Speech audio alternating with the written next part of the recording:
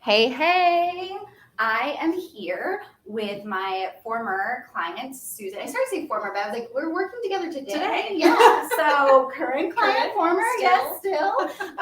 Susan Clark, and we worked together, goodness, 2 years ago? 2 years ago. Yeah. 2021. Yes, yeah. And you have been doing awesome things since then. And so I was excited to bring you back and be like, where is she now? And I also thought that you had some really interesting experiences around moving from like corporate, but also like corporate nonprofit, which is a very unique kind of situation, into being an entrepreneur and business owner.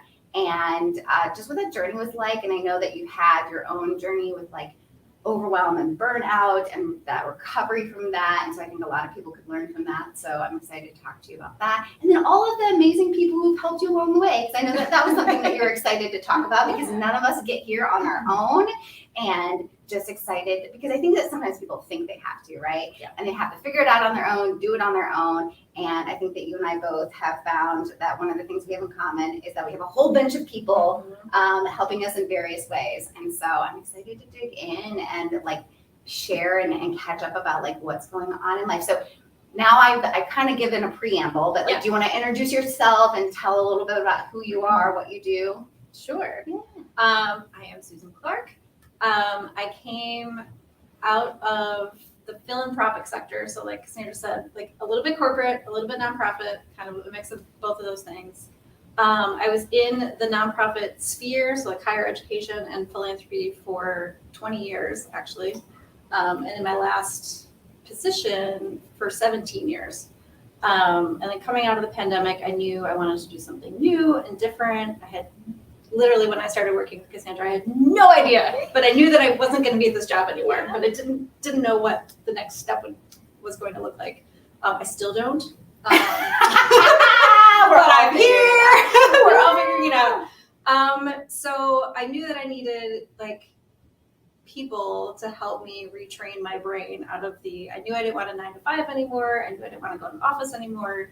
But beyond that, I didn't really know what I wanted to do. I knew I wanted to spend more time with family, more time on creative pursuits, and like how to figure that out and make a living and do all of that. So, and I think that it's a really good point that you said, like you still don't know. And I think that like even now, I sometimes accidentally get caught in. I know that there's something bigger, something else that I'm meant to do, and it's like kind of like in the distance in a fog, and like I can kind of see it, but I don't know exactly what it is. And sometimes I get frustrated. I'm like hungry to be like, what is it? I know I'm going to do something else. What is it?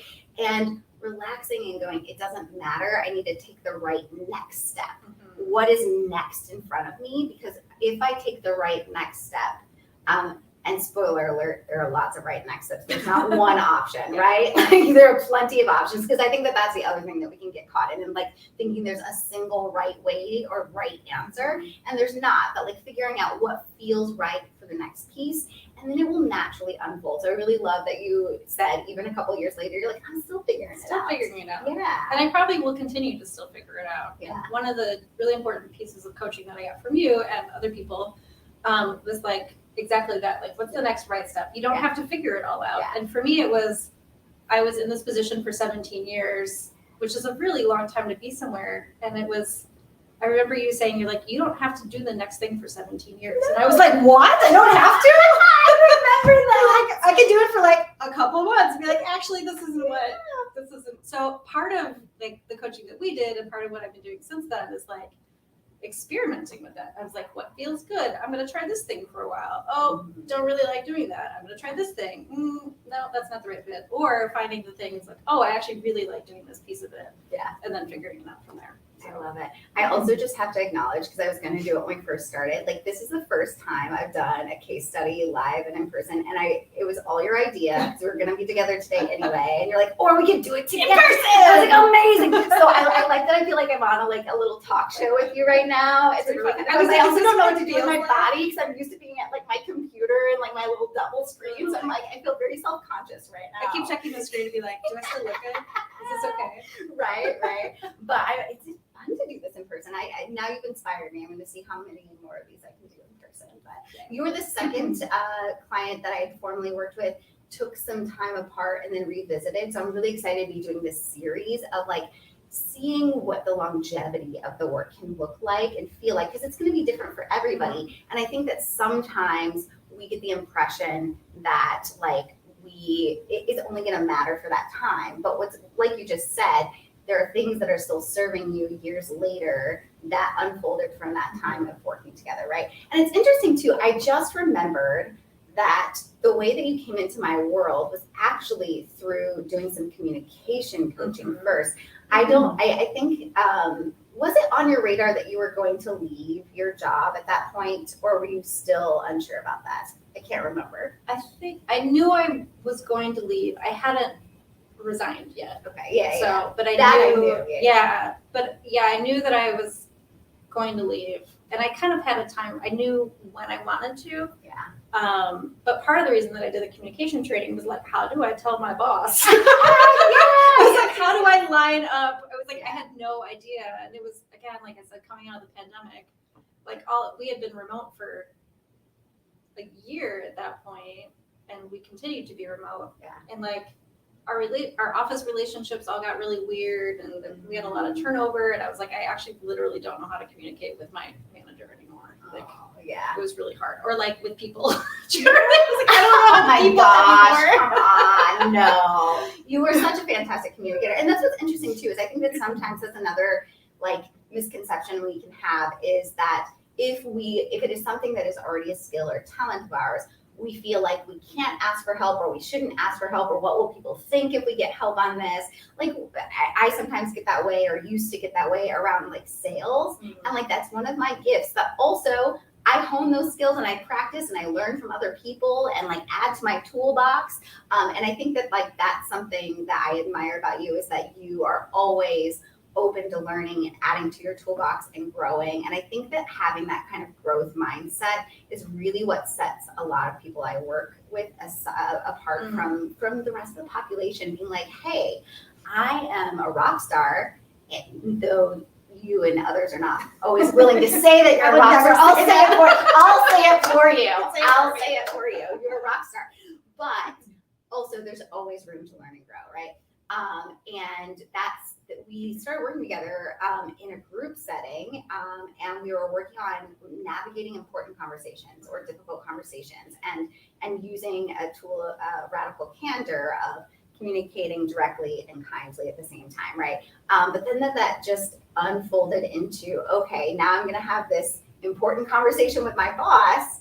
Now what, right? And so what was that journey like to decide that you wanted to continue working with me after kind of going through that initial process? Yeah. I think it was that realization, like the group coaching was ending, and I knew that I wanted to continue that work because I was like, I don't feel ready. Like there's gonna be this one conversation, and I was like, and then what? Like I'm gonna have to keep having these conversations, and I felt like I really needed support in that, and to figure out once I like finally made the choice that I was gonna leave. Yeah.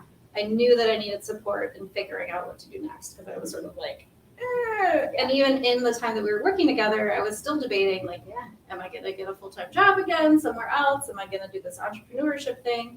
I still have a hard time calling myself a business owner and entrepreneur. Yeah. I like haven't figured out. I was like, an entrepreneur of what? Like, what is my business? My business is me, and it keeps changing and evolving. That's okay though. Which is totally okay. But like getting comfortable with that. Yeah. Like, oh, I don't have to like be this position forever. I think that's doing things. I didn't mean to interrupt you. Just got excited. Yeah. That just got me excited about the idea that I think that that's another thing that people sometimes are processing, is that when we get too attached to any one part of our identity, it's really sometimes hard to make that transition. And also we can feel a little at sea and being like, do I need to replace that? What does it mean to not have this in my life? And I think there was a bit of that going on, because that had been such a big part of your life. And getting comfortable with like, there's so much more to Susan than just working that job, right? And I already knew that you were doing amazing things. You were triathlons, right? Mm-hmm. And like you have a son, and you have lots of cool like talents with photography and all of these different things that like I'm still going to be your client someday. I am, I swear. Every time I'm like, I need a unique gift. And you're always on my short list. I'm like, but I always wait too long. I have a website now. Yes, finally have a website. And I always wait too long. I'm like, I can't be that last minute client. I can't do that to you. But someday, yeah, it's gonna be great. But anyway, but what was fun about working with you too, I remember it was like that right next step. You knew for sure I'm done with this job. You didn't know what was next, and it was scary to figure that out. And I was like, that's cool. We can explore. Do you want to go work somewhere else and have another job somewhere else? Do you want to start your own business? And I think part of it was like the scariness of, how do I say, the idea that you don't have the secure paycheck. Though I feel like sometimes I like to remind people gently that we live in an at-will state. None of us, if we have employment, actually have a secure. That's actually true. Yeah, but we have that. We feel that sense of security, right? And I remember that was something that you had to navigate. And one of the things is I was like, I want you to prove to yourself that you can make money. And I was like, so you have to make money doing something else before you leave this job. Otherwise, you're not going to leave. What was the? I see that. And I was like, how am I going to do that? But I did it. Yeah, you did it. Like, literally, I remember like in the first 8 weeks, you had told your boss that you were leaving and you had negotiated a raise. Oh, yeah, I totally forgot about that. That was after you told them you were leaving too. So Yeah. it wasn't even like a tactic to get you to stay. You negotiated a raise and a 4-day work week. I was like, look at that. And then I love that she remembers these things. I remember none of this. because we have success amnesia, because it's real. Success amnesia is real. And so, yes, so you did all of those things in 8 weeks. And then you don't think you're a rock star. Come on. Yeah. And then you also like started like 3 miniature businesses and made money from all of them. Yeah. Like I think again in the first 8 to 12 weeks. Yeah. Because it was all there simmering. Yeah. It was like, I don't know. It's not that I needed permission, but I needed like help navigating how to get there. And I really didn't know. Like a guide. Like I knew, but I was so back to we were talking in the beginning about burnout. I was so burned out and tired that I couldn't even like figure out how to fit another thing into my day. Yeah. And that's something I think we spent a fair amount of time was like, how do we harness your time? How do we create the spaciousness? Because you're just like, I cannot do another thing. Can you kind of recall back to that feeling and what that process was like? And how did you get through that to feeling like you had the time and then actually having the time? Yeah. I'm gonna grab my water while you share that. And part of that is like one of those things that I still come back to as something you said earlier reminded me, the like continuing, I have a growth mindset. I'm always learning, lifelong learner. Both my high school and my college were both all about lifelong learning, which just fit in with my values of who I am as a human. Like I've always been that way. But I also think it's part of I'm a recovering perfectionist, I like to say. So there's still this like, these are my natural skills and things that I'm good at. And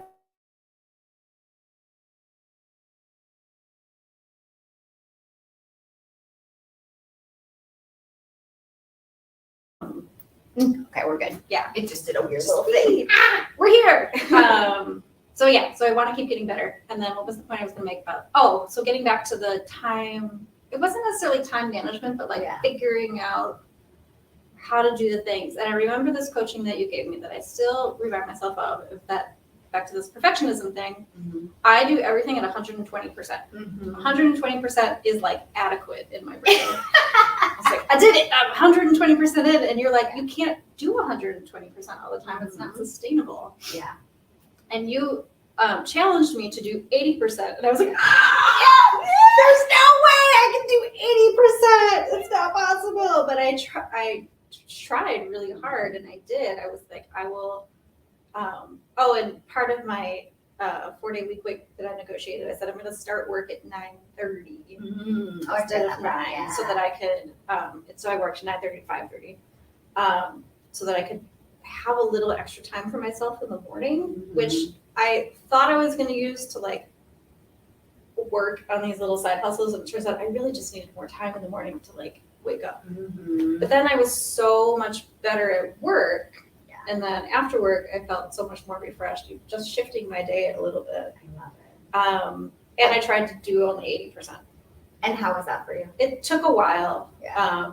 And I realized that like as I sort of downshifted my working, nobody noticed. Right? Or at least if they did, they didn't tell me. So it was like, we get so caught up in doing things just so. And I think that that's another thing that I try to help my clients with and I have to hold on to for myself is that these things that we learn, it's not like we just like, okay, we've planted it, now we're doing it 80%. It's a constant like reminder and a honing of that habit and getting comfortable with whatever it is that we're trying to adjust. And that's normal. And I think that that's the part that I think that we all are behind closed doors thinking that everyone else just has a switch they flip and all of a sudden they're doing it. It's like, no, it's a struggle sometimes. And we may, revert back to our, deep muscle memory of 120%, right? And recognizing I can breathe, I can relax, I can give myself permission to not be perfect, to not be at 120. I mean, literally this morning I came in with my arms full of things. You got here before me and I was waiting on the Instacart. So we had snacks and my computer's not working the way it needs to. And like probably 5 or 10 years ago, I would have been in tears. And instead I was laughing about it and like, all right, it's going to be fine. Here we are. But we figured it out. Yeah, but it takes time and energy and practice to hone the ability to be okay with that. So you've been working, and now you've been out like a little over a year and a half since you left your job. Yeah. Because though we were working together 2.5 years ago, when we started, you gave them like a year notice, I remember. Yeah, it was like 7 months.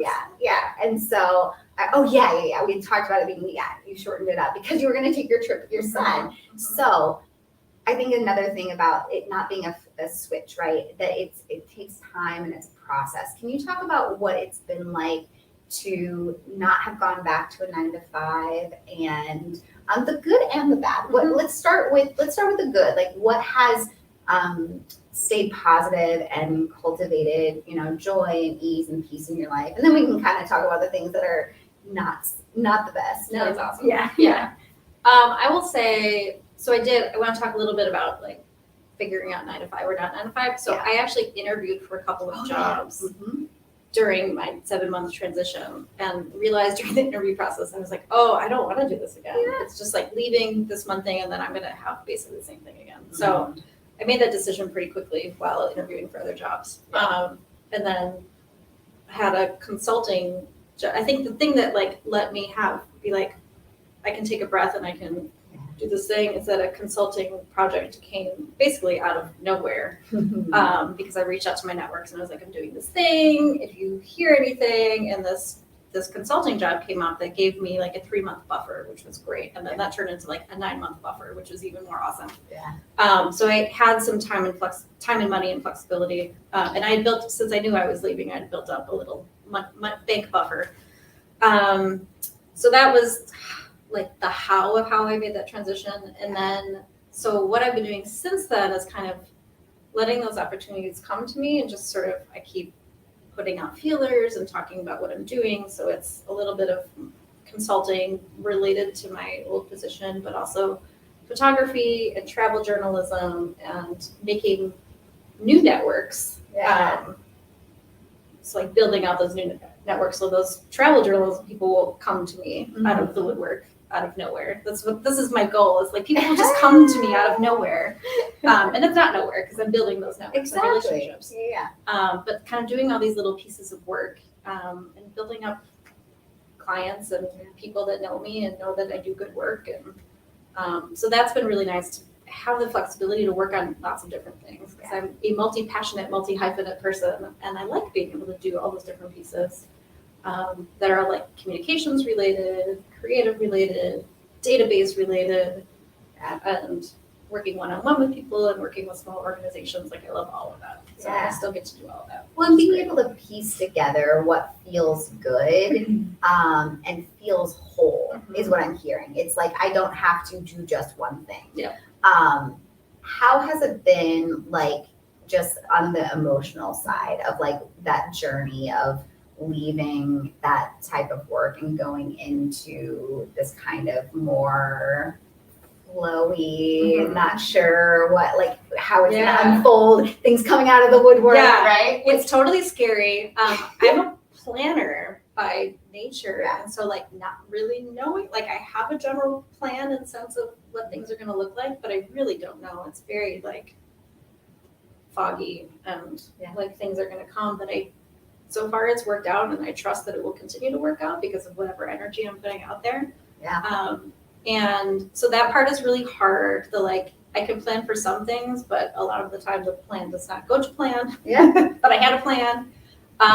So that part is hard, but I also love having the flexibility to drop everything on a day and be like one of the reasons I did this is so I can pick up and drop off my kid from school, which is amazing. And I do that pretty much every day now. So cool. He's in aftercare only because he wants to be. Like that's like his social time, which is great. I've been able to help a friend at her small business a couple hours a week for trading services, which has been great. Next week, I'm going to help a friend drive her around to some doctor's appointments and then have dinner with her. And these are all things that, and traveling. I started one of the consulting jobs I had last year. I did my onboarding from a hotel room in New Orleans. And it was this is my life now. This is so cool. And then I went to a conference. I was a speaker at a conference last year that I didn't get paid for, but it was nice for making networking and connections. And then this year I got to do a travel, so that was philanthropy conference, software conference. And this year I did a travel journalism conference in Puerto Rico. It was I get to go to Puerto Rico, and it's this is a work expense. And this is really cool that I get to do this and meet all of these amazing women in travel journalism. So there's all these little pieces now that I get to create the life that I really want.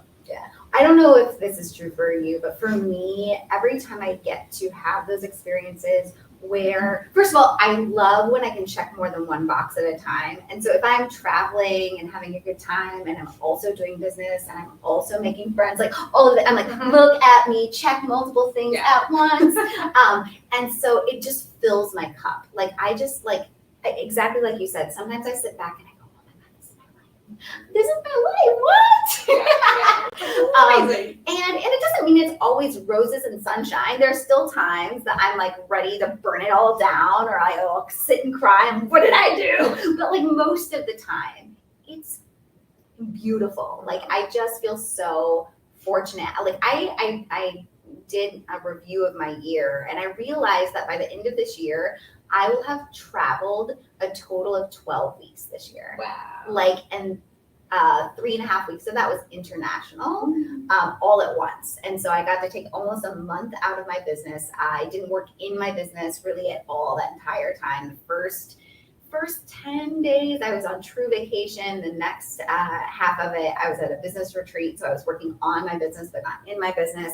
And I'm going to do it again next year. I'm so excited. And what you're talking about of planning, I think that sometimes people feel resistant to planning because they don't want to feel pinned down or closed in, or they feel overwhelmed trying to make that many decisions that far in advance, or they think, well, it's fruitless because it's not going to go that way anyway. I think you and I are of the mind that there's still value in doing the planning, even though we're not silly enough to think it's going to go exactly like planned. So why do you find it valuable to go through that process? I know my reasons, but I'm curious why you enjoy it and why you find it helpful and useful. I think it's really helpful for me to have a roadmap, just to even, I get stuck in my head a lot, so even to put things on paper or in a digital format, it's helpful for me to be okay, here are the things that I want to do. Whether or not I achieve them is fine. I was going through this process for today of what were my goals for this year? What did I actually accomplish? And goals changed in the middle of the year. It's actually, I don't want to do this thing. I'm going to do this thing instead. And that's fine. So my goals list looks totally different than it did at the beginning of the year. And I accomplished some of those second things. Most of the first list is really not done at all, but that's fine. Because you realize that I made the choice. I was actually, this doesn't really work. So I'm going to do these other things instead. Yeah. So it's helpful for me to have a roadmap so that I can kind of have a vision, and it's helpful to look at the end of the year or sometime during the year of like, what did I want to do? Because it's really, one of the struggles that I'm finding with being a solopreneur is like, no one's telling me what to do. So like, I have to tell me what to do, which is sometimes really hard. Yeah. Like, Susan, you have to do this thing. Yeah. I'm like, oh yeah, I was going to do that thing. Yeah. So having it written down in a goal format or whatever format you want is really helpful to be like, what did I say I was going to do? So I've learned like a whole bunch of new tools for tracking, like breaking down projects into smaller chunks, or like this is what I want to do in the first quarter, and then how to chunk it out. Yeah. Or this is what I want to do the next couple of weeks. Or if like a client emergency comes up, I've got, that sometimes happens. They're like, oh, we really need this. Yesterday? Yesterday. I'm like, okay, well now I'm going to shift this all to next week, and I will do this thing right now. Yeah. So it's just go. No, I'm the same way. I think that like knowing what are the big pieces of my year that I want to create, and you have something to go back to, you have something to measure, and it allows you to at least for me, to recalibrate quicker. So if I know, okay, I'm working on this project, I have this, like the example you just gave, I have this slated here. Oh my goodness, life happens. I need to shift it. Well, now I know how much time I need in order to shift it. So I can look at my calendar and go, it fits there now. Or like you said, I think that revisiting on a regular cadence is like the make it or break it, I think, for most people, because I think a lot of times there is sort of a set it and forget it, which is why people have the attitude or experience that like planning is worthless, because they're like, well, I mean, I did it and then it went on a shelf and I didn't revisit it for 12 months. Well, that's why you didn't accomplish what you were trying to accomplish, because you didn't think about it for 12 months. But I think for me, being able to set up regular intervals and really review and assess what's going on, and like you said, be able to recalibrate what is it that I want now? Because the Susan who made the plans 12 months ago is not the Susan who's sitting here with me now. And so it's okay that those things change. But when you already have that sense of what it is you want, your values, the direction that you want to head, then it's easier to do those incremental calibrations. And so I have a habit now of doing what I call a wrap session, review, assess, plan every month on like a monthly level. And that way I'm looking at my numbers, I'm looking at my goals, I'm looking at my energy, I'm looking at my emotional well-being, really kind of zooming out, not just to my business, but to my whole life. And then doing that on a quarterly basis and then on an annual basis. Like sometimes people think I am a silly person, a crazy person, because I like start planning the next year in September of the year before. So I'm already several months into mapping out 2024. But that's how I'm able to do what I'm able to, like what I set out to do, right? So, and I think that that's similar experience for you. Yeah, absolutely. So, and I'll say I have learned, and I'm not feeling bad about it. I don't have the self-discipline to like, I'll put it on my calendar and be like, I don't really want to do that today. Yeah. And so it skips forward. So I put in guardrails for myself. Like I have an accountability buddy, and I set up through my Women Who Travel group. They have a monthly goal check-in, which is great. Like I don't have to go every month, but I still, like, I know that they're meeting, and I'm like, all right, I gotta, this week sometime I have to check in on my goals, but it's great to have that. I can check in quarterly with them.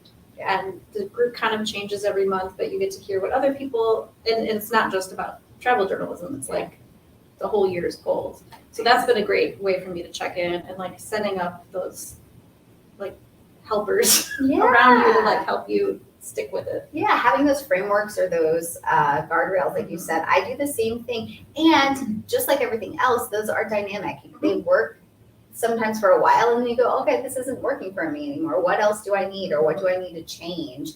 And being willing to say it doesn't have to look one specific way, but what do I need right now in order to make this work for me? And so, I think that's really, really beautiful that you have those groups. And I think, having that something outside of ourselves.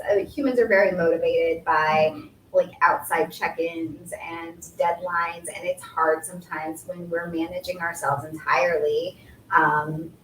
It's easy to be like, well, no one's going to know but me, right?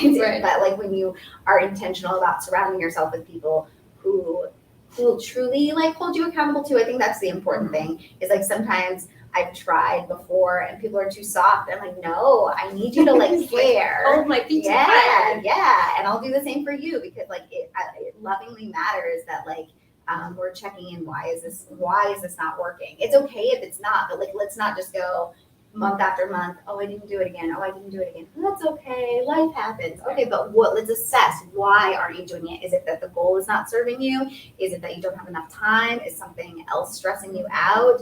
Are you just not passionate about the thing? Is it too hard? You're overwhelmed? Because unless you can figure out why, it's going to continue that pattern. Yeah. And I'll see things like sit on my to-do list for like weeks and weeks. And I do now have that. I have questions that I ask myself as I'm going. I was like, why is that still there? Like, is it not clear? Is it too big? Do I need to break it down into something? Do I need more information from somebody to like figure out what to do? Yeah. Or do I just not care anymore? Like, I actually don't want to do this anymore. Yeah, absolutely. I've had this one thing, like there's a thing on Instagram that I still want to do it. This thing on Instagram that I want to figure out. It's literally, I can see in the system, the software that I'm using now, it will like, it has an audit trail. It like tells me how many times I've rolled this thing forward. It's been on there for like 3 months now. And I keep looking at it, and every once in a while it'd be like, do you want to archive this? I was like, no, I still want to do it. Yeah. But it's just finding, and I know when I sit down to like research this thing, it'll probably take me 20 minutes. Yeah. But it's just like, it's not a priority right now. And I'll just keep rolling it forward. Or eventually I'll be like, and I'll archive it and just. I think that brings up a really good point is that I think that sometimes we get very caught up in setting the goals, but we don't necessarily set up the systems and process to support that. And there's a really great quote. Oh, what's his name? Oh, he wrote the book Atomic Habits. It's not, I can't think of his name right now. That's terrible. But anyway, in that book, he says, we don't rise to our goals. We fall to the level of our processes.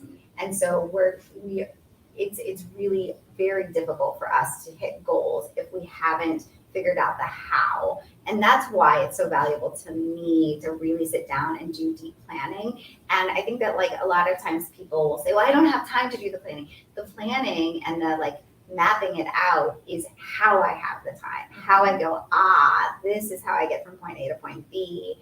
And this is where it's going to fit. I can't just, and I have those things too. I have the things that roll over. I'm going to get to them. But the things that I really plug in and know where they fit in and how they fit in, those are the things that get done. And I think that like we don't necessarily as a whole in society spend a lot of time doing that because it's hard. It's not like it takes or it can feel hard. It can feel overwhelming to say I have to do this lift to map it out. And so people just want to like fly by the seat of their pants. And sometimes it works, but sometimes it doesn't, and or it takes you a lot longer to get there. It takes you longer because you kind of lose track of where you were going. It's like there's many paths. It's like I'm going to take all of them. Right? Which it takes a lot longer to get to where you're going if you're taking 12 trails. For sure. Well, I'm curious too. I wanted to talk about like when we touched base. I don't know. A couple months ago now, I don't remember, August, September, something like that. You had shared about like you're still in the process of like recovering from burnout. Can you talk a little bit about that? Like what has that been like, and what have you learned along the way that would maybe help other people who are going through the same thing? I think, and I was reflecting on this yesterday as I was preparing for what we're doing after this interview. Just planning for next year. I, in like the urgency of last year of like leaving my job and then figuring out the next thing, and I didn't really realize, like I knew I was burned out from my old job, but I was like, I'm going to go on this 2-week vacation and then I'll be better. It's not how it works. No. That's not how it works at all. And I didn't really realize that. And I was just like, go. And I was really proud of myself at the end of last year that I like made more money last year than I had in my salary job, which was like, I didn't know that. Congratulations! I'm very excited. What? Yeah, I made like a third more than I had as a salary. Yeah, it was awesome. Then like taxes happened, but like that's gross. I made more. Yeah, that's awesome. But then I got to the end of the year and I was like, oh my god, I'm still burned out because I was like work and save all this money. which ended up being good because in the first quarter of this year, I was like, I need to stop and rest. Yeah. And I had the contracts that I had last year mostly ended Yeah. like before or during the first quarter of the year. So I just kind of chilled and I didn't really do anything. And I tried really hard. I was like a little bit freaking out about money, but I had enough.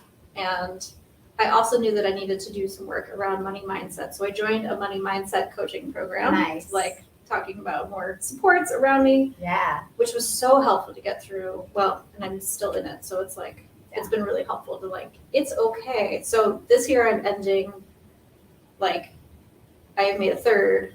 I will have made a third of what I made last year. Okay. So it's like last year was awesome, big bang bucks. This year was like, nope, not. And I realized, and it's okay. And I've been able to cobble together enough to pay bills and do things. Yeah. And like be okay taking on a little bit of debt because I know that eventually I will make more money. But right now I'm like, I just really needed to rest and chill. So I did. And I also like traveled a whole bunch last year and it was amazing. So I've traveled this year more locally. I haven't done any like big trips. We have a big trip planned next year, but like more chill and relaxed and more time at home. And it's been great.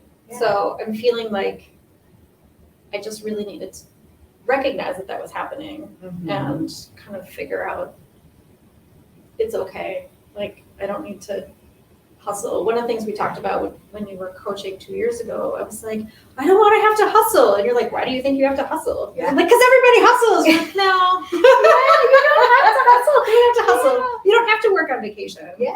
And I've set up those boundaries for myself. I'm like, I'm not going to work on vacation. Yeah.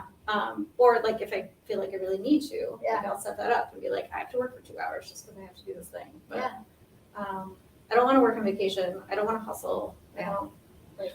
Well, and I think that recognizing that it's okay to have your priorities flex in order to take care of yourself right now. And that's what I was hearing in what you were sharing. And you were like, my emotional and mental wellness has to be the priority over the financial aspect. And really like analyzing and challenging the idea that you didn't have enough, right? I think that we can very easily buy into that fear or that belief that we don't have enough.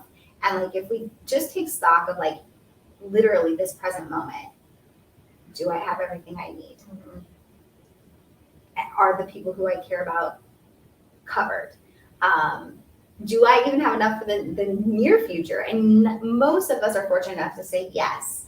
And we're also resourceful enough to know that it's possible to continue to generate what we need in the world, right? And so I think that like I have to breathe through that sometimes too, of like reminding myself, especially just like I have my own old money stories and baggage that still sometimes bubble up, and I have to, sit with kindly. I started to say wrestle, but I realized too that like, like to I think that that's one of the things I've had to learn over the last couple of years too, of having the kindness and grace for myself of, how do I say?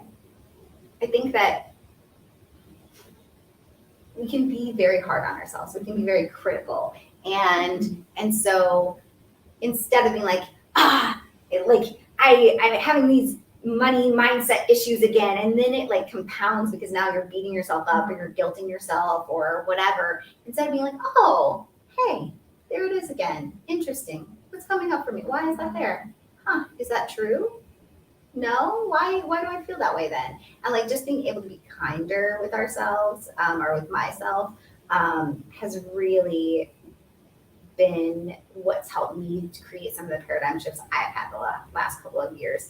And it sounds like some of that was going on for you. And I love that you shared you made a third more than you ever did at your salary job. And then the next year you made the choice to make a third of what you made the year before. And now we're planning for 2024, which is exciting. You are feeling more rested because of the time you took off. What did you learn from this year that's going to make 2024 look different so that you don't have, a repetition of how you felt for 2022. Does that make sense what I'm asking? Yeah. I think a couple things that I've been reflecting on. One is one of the reasons I think I was still feeling burned out by the end of last year is because I was still doing a lot of the same work that had burned me out in the first place. So one of my 2024 goals is to do less of that work and shift more of my time and energy and money making into things that really bring me joy. So next year is the year of joy, strength and joy. Love it. So, really making those pieces stronger and not defaulting on my old networks. Like I love my old networks. Yeah. I've been talking to those people all week. But really focusing on building those new networks. That really spark that creative joy within me. So that's one of them is like shifting that work and still staying connected to it, but like really focusing on projects that make me really happy. And the other thing is to the money mindset shifts have been really, and I've been working on this for a number of years, but like really understanding a little bit what you were saying is like so much of our money the things that we learn coming up is all about scarcity. At least for me, it was like, there's not enough. You have to, pinch your pennies. I grew up in a nonprofit household, so it's always like, there's never enough, there's never enough, there's never enough. Yeah. And what I've really found this year is that I am resourceful and I can find enough. And enough doesn't look like 3 times my salary. It might look like 1/3 of my salary, and that is fine. And I can find the funds when I need them. Well, and I think that, and they don't have to come from a salary. Like 1/3 of my income this year came from random sources. I love it. Yeah. I one small shift randomly I will share that I did was move my business banking into high yield interest accounts because I was like, that money is just sitting there anyway. It should be making some money, and even if it's just a little bit, that's better than it's sitting in a checking account not earning anything. And so even just being able to shift into like I have an account where I'm making like 2% interest, and then I have like another one where it's like almost 5%. And I'm like, this is beautiful. And I just like finding those ways. Exactly. It doesn't always have to be salary, and it doesn't always have to be big chunks of money. Like it's great when it is, but it doesn't have to be. I think that one of the things you said much earlier that is related to this too is staying curious and experimenting. I think that and that goes back to being willing to revisit and reevaluate things. But I think that part of what I'm hearing too is there are ways that you're measuring success differently than you used to. And it's not always just about how much money am I making. So like, what are some of the other ways that you feel like you are like tuning into your own joy and success? A lot of it for me is quality time with my people. And I remember when you were coaching 2 years ago, I think you gave me a piece of homework that I was just like sitting on for a couple of weeks. Like, why aren't you doing this? And part of it was like, I just don't want to. Right? A lot of it was like reflecting on my time management. I was like, I don't want to do this at all. But a lot of it was, I think it was like summer and it was nice and we were coming out of COVID and I was just spending a lot of time with my people. And you were like, you really love your people and that's a priority for you. And I was like, I really do love my people. So like one of the things that I measure now is like, how do I spend that quality time with my people? Whether it's like, I went kayaking with my mom on a Tuesday. It was great, like super fun. And like I said earlier, picking up my kid from school, we have like our best conversations in the car going to and from school.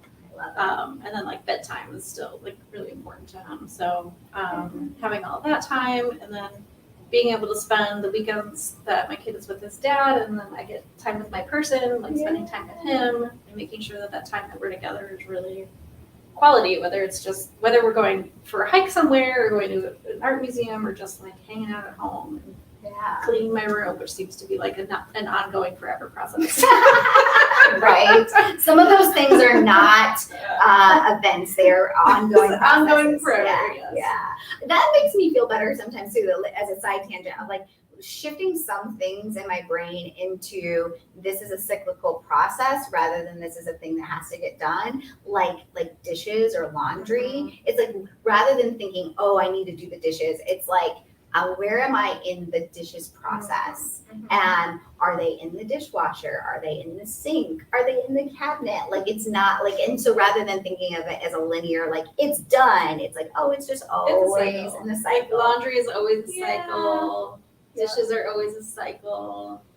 And I'm in a household of 5 people, and they're like, one person always does the dishes before anyone else. And like another person kind of does them sometimes, and then I'm like the third down, and then the other 2 really never do dishes. Oh, no. But it's like being okay with that. It's like we all have different levels of comfort with the dish situation, and then we just deal with it the way that we need to. I realized I heard a knock on our door, and I also realized I have not been paying attention to time, and I could probably talk to you all day about these things, right? Okay, it's about 11. We're gonna wrap it up. So we're gonna wrap it up. So what do you feel like has been the thing that you've held on to the most that has served you as you've been going on this journey of healing from burnout, really prioritizing quality time with your people, and is really going to carry you even into your next year of like strength and joy? I think the thing that I keep coming back to is being really clear about what my values and priorities. I put them on the same level. Yeah. A lot of the time they're related. And as I was thinking about next year, I think my priorities next year are my values. So it's like they're the same thing, but it's curiosity, joy, and pleasure. And just making sure that everything that I'm doing is through those lenses for the next year. I think I'm so glad that that's what you shared, because when we are setting goals in isolation from our priorities and our values, sometimes they can end up in conflict and we can't figure out why we can't get something done. And I think that when we are rooting all of our decisions in our values and our priorities, it's always going to be easier and smoother. It's not going to always be perfect, but it's going to be easier and smoother, and we are going to enjoy the process along the way. Because I think so often we treat goals, again, it's like that linear place to arrive, rather than saying, I'm going to spend 99% of my time going on the process. I better enjoy the process. Otherwise, why am I even doing it in the first place? And I'm getting really clear on how things feel in my body also. So as I'm thinking through opportunities, it's like, how does that sit with me? And checking in with my people. I'm not doing this all by myself. I'm checking in with my people. They're like, how does that feel for you? Like, does that bring you joy? Is there curiosity involved? You get to solve a really cool problem. It's like, all right, thinking through this. Okay. And then building more relationships, because I love people. I think that that's a good point too, of cultivating understanding how things feel in our bodies. I think that that was something that I hadn't necessarily spent a lot of time doing when you and I were first working together, and I've cultivated more of that over the years too. And recognizing that our body has a lot of information for us, and when we again hone and practice the skill of tuning in, we're able to get to those answers much quicker. And when we can trust ourselves to go, no, it's a no for me. And I might not even be able to articulate why. I just know inside of me it's a no, or it's a not now, or it's a hell yes, like wherever it falls, right? It's not always a no. And so I think that that's really powerful, and recognizing that our values and priorities are dynamic. I think that sometimes we treat them as static, and our identities as static, and recognizing we are also a process and we are ever evolving, and that it is okay for our values and our priorities to shift, but in order to continue our own development, we have to be revisiting those. So I'm so glad that that's what you ended on. Thank you so much. And again, I could probably talk to you all day about these things, but we're going to transition because we have some more folks who are going to be joining us for our a little over half day of being able to map everything out. I'm excited. And yeah, I'm gonna probably post some pictures of our joy. But first, we got to get our lunch set up because we're all gonna eat first. So, all right, thank you everyone who may have tuned in along the way or who is gonna catch our replay. And let's just I just want to celebrate you one more time. You are such a rock star, and I'm so grateful that we were here together. And now I'm gonna have this moment where I have to end the stream.